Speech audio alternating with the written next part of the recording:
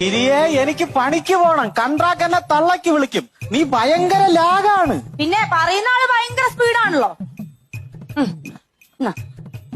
പെട്ടെന്ന് ഇങ്ങോട്ട് പണിക്ക് പോവാളേ.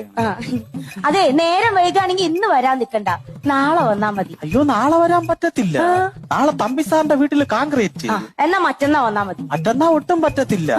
ബ്ലോക്ക് ഓഫീസിലെ രവിയണ്ണ ഇല്ലേ, അങ്ങേരെ വീടിന്റെ തറ കോൺക്രീറ്റ് ചെയ്യണോ. എന്നാ നിങ്ങൾ വരണ്ട. വരണ്ട്. അപ്പൊ ഞാൻ പിന്നെ നിന്നെ എങ്ങനെ കാണും? യോ, വരാതിരിക്കുക എന്തെങ്കിലും ചെയ്യണ്ട സുനിയേട്ടാ. അല്ല ഗിരിയെ പോവല്ലേ. എന്താ?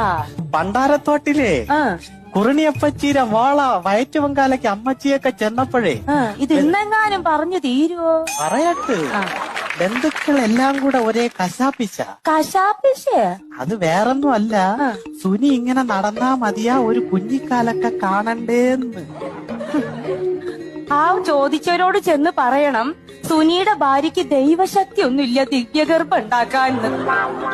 അതിന് ഞാൻ എന്തോ ചെയ്യണം ഗിരിയെ?